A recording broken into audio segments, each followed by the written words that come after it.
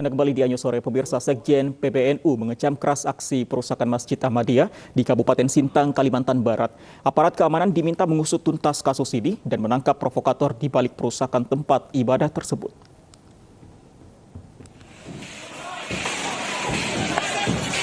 Ratusan warga yang mengaku tergabung dalam gerakan aliansi umat Islam rusak Masjid Miftahul Huda yang merupakan masjid tempat ibadah Ahmadiyah di Kabupaten Sintang, Kalimantan Barat.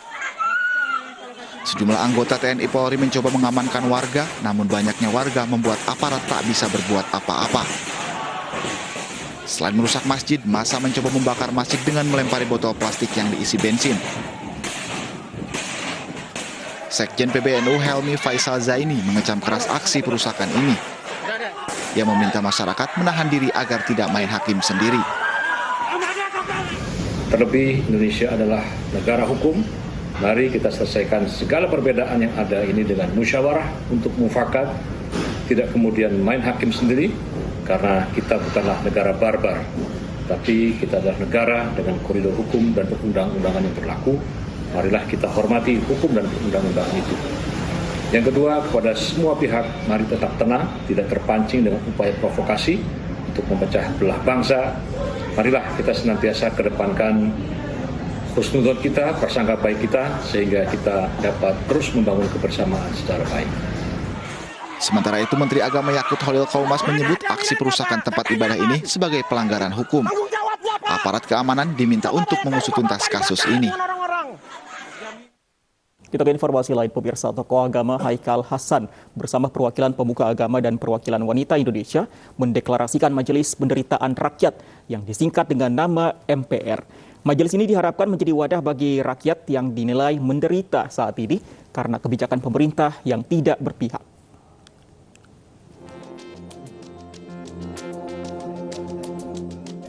Sejumlah tokoh mendeklarasikan Majelis Penderitaan Rakyat yang disingkat MPR. Deklarasi yang dilaksanakan di kawasan Kramat Jati, Jakarta Timur ini muncul karena menganggap banyak aturan pemerintah yang kerap berubah-ubah dan tidak berpihak kepada rakyat. Mereka menilai sejumlah kebijakan mulai dari perpanjangan PPKM, masuknya TKA di tengah pandemi, hingga kegiatan masyarakat berbasis digital melalui aplikasi Peduli Lindungi yang menunjukkan bukti vaksin dinilai memberatkan sejumlah elemen masyarakat. Kita akan salurkan dengan saluran yang tepat. Tetapi kalau nggak disalurkan, justru takut berbahaya seperti api dalam sekam. Maka izinkan kami menyampaikan bahwa saluran itu di antara sekian banyak saluran, salah satunya adalah Majelis Penderitaan Rakyat. Kok namanya negatif? Ada yang berkata demikian. Nggak usah ditutup-tutupin. Kita udah capek mendengar masyarakat kurang pangan, padahal kelaparan. Kita udah capek mendengar penyalahgunaan administrasi, padahal maling, koruptor. Karena itu, bicaralah apa adanya bahwa betul rakyat tengah menderita dan MPR berharap salah satu dari sekian banyak untuk penyaluran seperti itu. Majelis Penderitaan Rakyat meminta pemerintah tidak hanya memikirkan golongan tertentu dalam mengambil kebijakan, namun harus terjun ke bawah untuk melihat kondisi rakyatnya. Wakil rakyat, kalau saya berharap wakil rakyat mendengar rintihan suara kami rakyat. Dengarkan kami. Kalian itu sebagai pengawas pemerintah dalam menjalankan kebijakan-kebijakan. Apabila ada kebijakan-kebijakan yang membuat rakyat menderita, itu gunanya kalian duduk di sana. Ingat janji-janji kalian saat kampanye. Selain sebagai tempat penyaluran aspirasi, Majelis Penderitaan Rakyat ini diharapkan dapat mempersatukan seluruh bangsa tanpa memandang suku dan agama. Menjadi negara yang adil dan makmur, mandiri, sesuai dengan cita-cita para... Dari Jakarta, Armalina Andri Setiawan, iNews melaporkan. Merdeka! Lantas apa yang membuat sejumlah tokoh mendeklarasikan Majelis Penderitaan Rakyat atau MPR? Untuk membahasnya lebih dalam, bergabung bersama kami Ketua Majelis Penderitaan Rakyat MPR, Haikal Hasan, dan tenaga ahli utama Kantor Staf Kepresidenan, Ali Muhtar Ngabalin. Assalamualaikum warahmatullahi wabarakatuh. Selamat sore, Pak Haikal, Bang Ali. Selamat sore, warahmatullahi wabarakatuh. Baik, saya ke Pak Haikal dulu. Pak Haikal, apa dasar atau tujuan dari mendeklarasikan MPR ini, Pak? Ya, jadi banyak sekali. Sebelumnya saya ucapkan terima kasih yang sebesar-besarnya kepada iNews yang mengangkat berita ini menjadi menasional. Kami sebelumnya melihat survei-survei. Dari survei yang dilakukan, dan daftar surveinya banyak sekali, karena kode etik kami nggak sampaikan, bahwa tingkat kebahagiaan itu menurun, tingkat kemiskinan itu meningkat, jumlah orang miskin meningkat, dan akhirnya kami juga bertanya kepada rakyat. Survei-survei itu menunjukkan bahwa memang ada saluran yang tersumbat. Penyampaian aspirasi menjadi takut. Tingkat ketakutan pun makin tinggi. Dan kemudian akhirnya salah satu dari kami ini yang khususnya pencetus dan deklarator ya, Habib Ali Ridho Assegaf yang dikenal dengan Babe Aldo, itu mengusulkan untuk mendirikan Majelis Penderitaan Rakyat. Kita ini ya sebagai salah satu saluran, dan tidak ada dasar agama, suku, kelompok, golongan, enggak ada. Semuanya menjadi menyatukan semua yang beda di sini. Dan kemudian survei-survei itu semakin hari semakin melebar. Ada yang menderita, yang kemarin baru saja masih terjadi ya, bayi yang tidak bisa ditebus oleh ibunya yang masih ditahan, ibunya ditahan di rumah sakit masih. Kemudian di masa pandemi ini masih banyak pula orang yang susah. Dan ini biarlah ini bukan menjadi musuh pemerintah. Saya sampaikan ini sebelumnya kepada Bang Ali, ya, ini menjadi mitra saja yang bisa menjadi saluran gitu loh, bukan jadi musuh daripada pemerintah, musuh daripada negara. Tidak. Ini pastinya 100% kami jamin sesuai dengan deklarasi yang kami sudah bacakan, betul-betul ini berpihak kepada rakyat begitu ya. Oke. Dan kita akan mencoba terus, baik dari sisi korupsi yang tak selesai-selesai, baik dari sisi masa pandemi yang seperti ini, baik dari sisi perlakuan perbedaan antara yang sudah divaksin sama yang belum divaksin dan sebagainya, yang nanti akan kami rumuskan dan tentu akan kami sampaikan ke publik hasilnya. Demikian. Baik, sebelum saya ke Pak Bang Ali, Pak Haikal, kalau lebih rinci lagi, surveinya ini dilakukan sejak kapan? Kemudian indikator dari tingkat warga tidak bahagia tadi, kemudian tingkat kemiskinan yang rendah itu indikatornya dari mana saja, Pak? Baik, indikatornya surveinya dilakukan sejak bulan Mei, ya, sejak bulan Mei 2020, ya, dan itu dilakukan juga oleh sahabat-sahabat dari tempat-tempat survei yang kami ambil data hasil survei mereka. Indikatornya sederhana, Pak. Cuma kami bertanya, apakah hidup sekarang ini makin susah atau makin mudah? Ah, begitu aja, Pak. Sederhana. Baik. Makin susah. Baik, makin susah. Begitu jawabannya. Baik, surveinya sederhana, bahagia atau tidak. Berarti kalau tidak bahagia bisa menyampaikan aspirasinya ya kepada pihak Anda. Langsung saja tanggapan Anda, Bang Ali.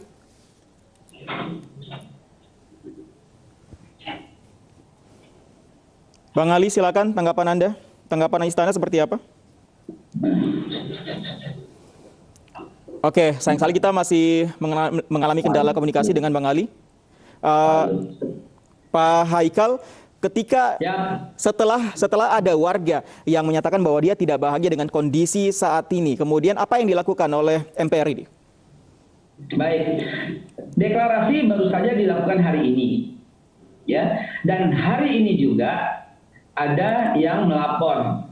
Hari ini juga, jadi baru satu sebenarnya. Sore ini baru kita deklarasikan hari ini, dan hari ini juga ada yang melapor yang beliau keluarganya tertahan di rumah sakit karena belum membayar, gitu loh, belum membayar. Nah, itu yang kami akan simpulkan, akan kami aspirasikan, akan kami sampaikan. Jangan lupa, ini karena baru terbentuk, kita juga akan membentuk semacam lembaga bantuan hukum yang isinya itulah para pengacara yang saat ini yang tampil di televisi tadi itu adalah Bapak Juju, salah satu pengacara. Nah, ini akan kami kumpulkan semuanya. Yang justru banyak juga yang misalnya tidak paham dalam dunia IT sehingga terjerat undang-undang ITE. Kita akan lakukan edukasi itu loh. Edukasi bagaimana cara berselancar di dunia sosial media dengan sopan, dengan akhlak. Itu kita sampaikan. Jadi ruang lingkupnya luas sekali MPR ini, begitu. Oke, ruang lingkupnya luas sekali. Tapi kalau kita sederhanakan, langkah konkretnya yang nantinya akan diambil, misalnya tadi ada yang melapor bahwa tidak bisa membayar biaya rumah sakit. Yang akan diambil sebagai langkah solusi ini akan membantu pembayaran biaya rumah sakit itu misalnya, atau menyampaikan ke pemerintah bahwa ada warga yang tidak bisa membayar rumah sakit, atau bagaimana? Dua-duanya, karena kami sudah lakukan itu. Kemarin ya pada waktu Bapak Habib Ali Ridho Assegaf yang kita kenal dengan Bapak Aldo itu dari sebagai deklarator, itu kita sudah lakukan walaupun belum dideklarasikan, kita sudah bebaskan satu orang. Kita kumpulkan uang, ternyata 12 juta rupiah yang diperlukan. Dia tertahan ini wanita. Kita bayarin kok, gitu Mas. Jadi selain kita lakukan langkah yang bisa kita lakukan semampu kita, selain itu kita juga melakukan edukasi, melakukan saluran aspirasi. Nanti kita sampaikan loh. Sebentar lagi kita akan sampaikan bahwa undang-undang yang dilakukan atau peraturan daerah yang dilakukan sehubungan dengan penerapan siapa yang sudah divaksin sama belum ini juga membuat sebagian orang menderita loh. Dan nanti akan kami sampaikan dengan detailnya. Kalau langsung membayarkan tadi, biayanya dari mana Pak Haikal? Dananya dari mana? Kami patungan. Kami patungan dari kantong sendiri, Mas. Kalau misalnya nanti semakin banyak warga yang menyampaikan aspirasi mereka, kekurangan mereka dari segi ekonomi misalnya, akankah membantu secara langsung dengan dana patungan tersebut terus akan dilakukan atau bagaimana? Kita akan terus menggalang dana patungan. Tentu kita akan laporkan, kita akan minta izin dengan segala peraturan yang ada. Untuk diketahui singkat saja, di tempat di mana dideklarasikan Majelis Penderitaan Rakyat ini juga selama ini sebagai tempat pembagian sembako, tempat swab gratis, tempat vaksinasi untuk rakyat, gitu loh. Jadi posisikan kita ini sebagai mitra dari pemerintah, bukan musuh, gitu loh. Kita membantu kok, gitu. Kalau ada saluran-saluran yang macet, kita sampaikan. Dan salah satunya itu adalah hormat kami kepada iNews yang memberikan wadah ini, begitu. Kami sampaikan nanti semuanya dengan detail, lengkap, dan transparan. Oke, saya coba ke Bang Ali. Bang Ali bisa mendengar suara saya, Bang Ali? Oke, kita masih terus menghubungi Bang Ali Muhtar Ngabalin sebagai perwakilan dari pihak Istana.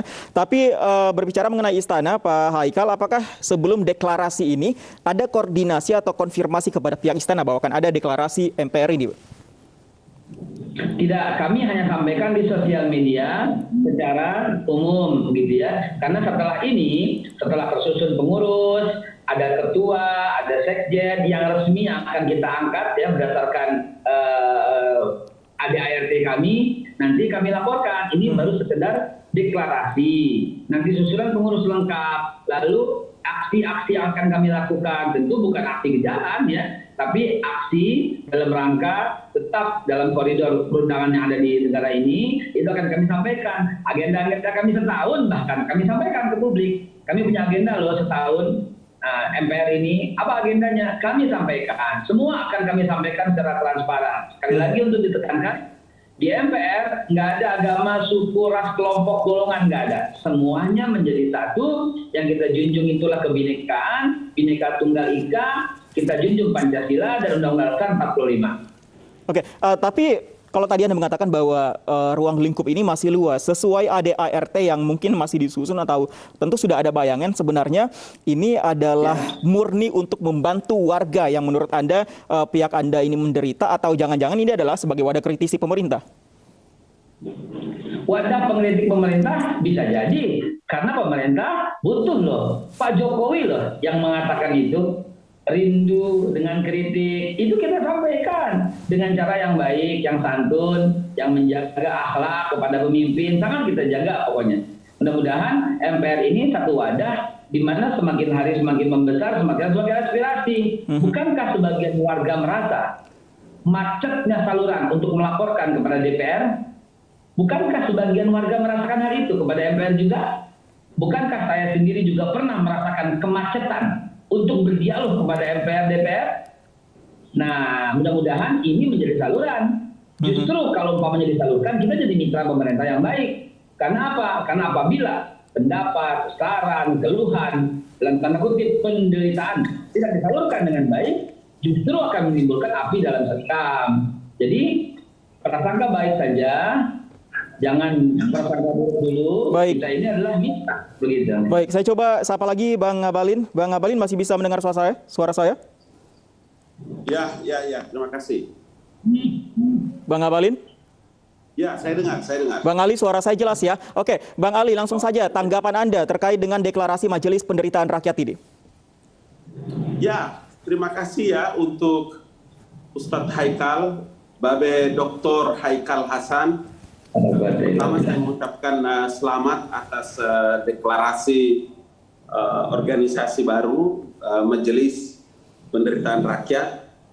Mudah-mudahan teman-teman yang berhimpun di situ tentu baik-baik saja, dan kita harapkan organisasi itu benar-benar bisa menampung aspirasi umat, aspirasi masyarakat sesuai dengan apa yang teman-teman cita-citakan. Saya menyampaikan permohonan maaf, tadi beliau sedang berbicara, handphone saya bermasalah sehingga saya bisa mendengar sedikit saja beberapa pengantar yang tadi beliau sampaikan. Kalau saya mendengarkan penjelasan Babe Haikal, hanya satu yang saya dengar benar tadi, ada saluran komunikasi atau mungkin wadah yang terasa sangat sulit untuk bisa dipakai dalam mengkomunikasikan beberapa masalah-masalah yang mungkin dihadapi. Tentu kita berharap, saya pun secara pribadi menyambut gembira karena teman-teman yang untuk itu juga saya kenal, hampir semuanya saya kenal. Saya percaya bahwa mereka punya pikiran yang sehat, mereka punya prasangka yang baik, dan mudah-mudahan lagi-lagi saya mau katakan bahwa MPR itu benar-benar bisa menjadi wadah, menjadi saluran, tempat di mana orang menyampaikan masalah dan keluh kesahnya terkait dengan apa yang mereka hadapi dalam kehidupan, baik di masa pandemi maupun sebentar akan berakhir pandemi ini, bisa MPR itu benar-benar menjadi wadah yang sejuk, yang enak, kemudian menyampaikan pikiran-pikiran banyak orang itu. Saya kira itu. Oke, Bang Ali, tadi Pak Haikal menyampaikan bahwa survei sudah dilakukan sejak bulan Mei 2020 dan hasil surveinya menyatakan bahwa masih banyak warga yang tidak puas dengan pemerintahan saat ini. Kemudian ada yang tidak bahagia, kemudian kemiskinan juga masih tinggi, bahkan ada ketakutan kepada pemerintah. Tanggapan Anda? Ya, tidak apa-apa. Jadi kalau soal ketakutan saya kira tidak boleh terjadi, karena pemerintahan dan negara ini negara kita tidak hidup di Afghanistan. Kita tidak sedang menghadapi pemerintahan yang brutal. Kita sedang menghadapi pemerintahan yang insya Allah amanah.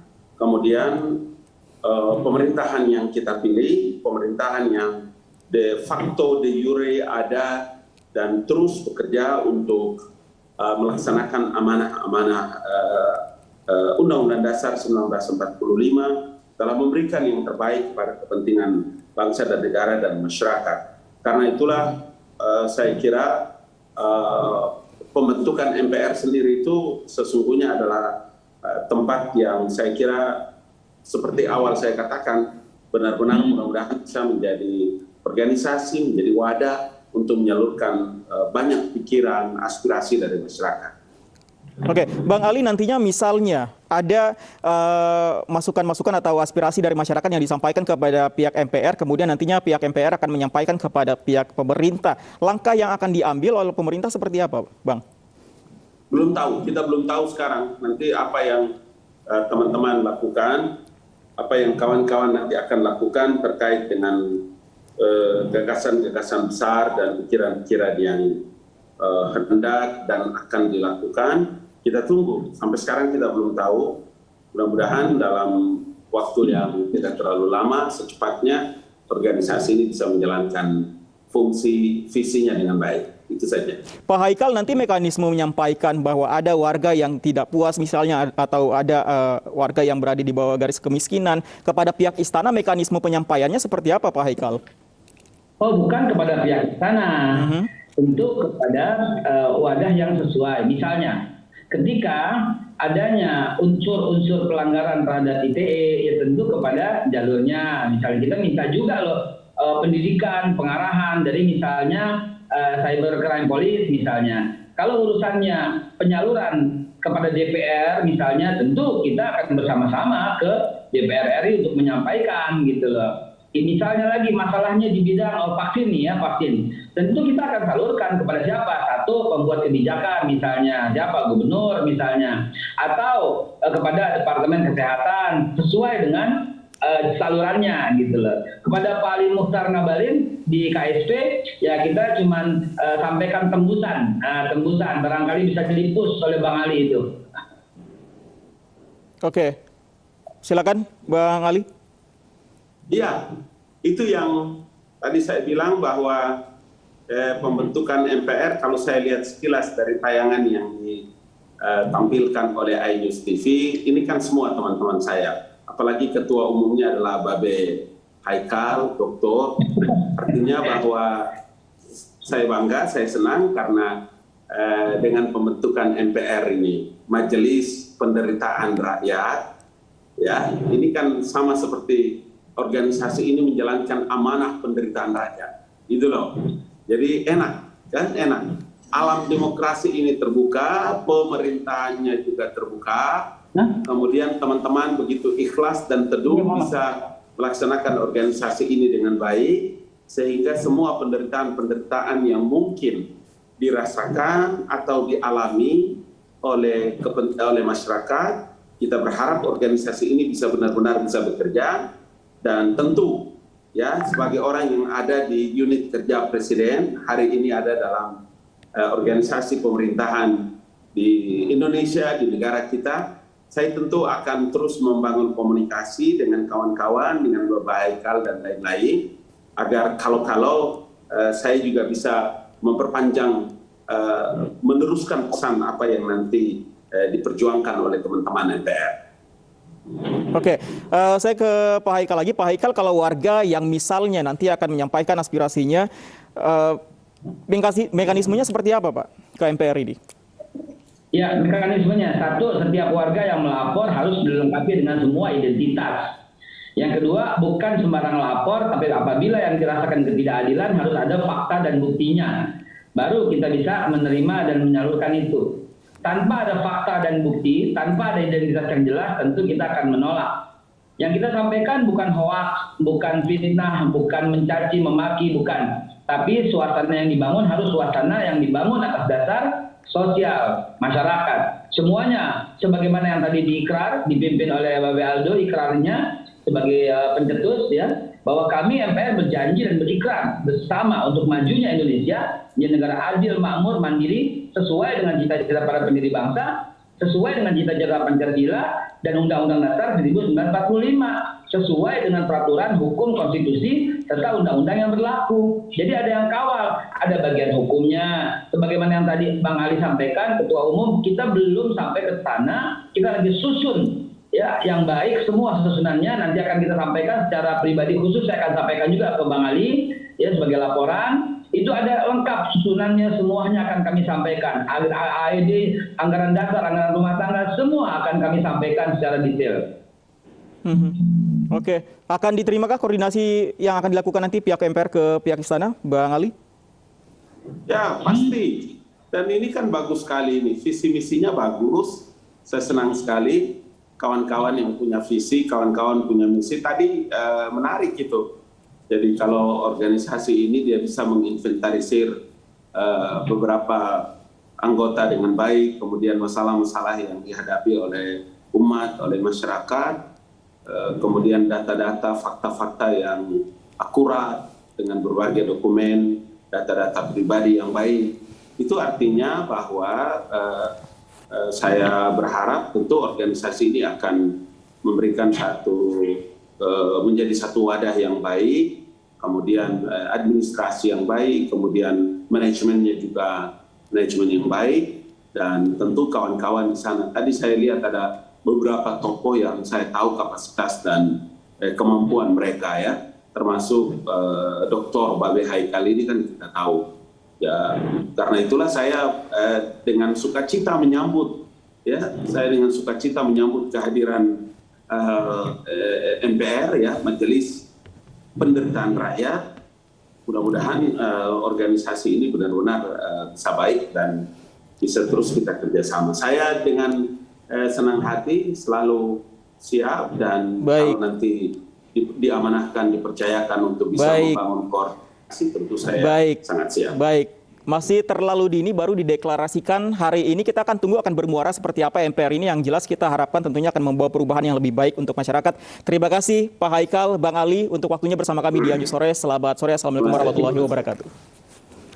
Pemirsa, usai jeda, kondisi bocah korban penganiayaan akibat pesugihan keluarganya di Goa, Sulawesi Selatan berangsur membaik. Kami kembali sesaat lagi.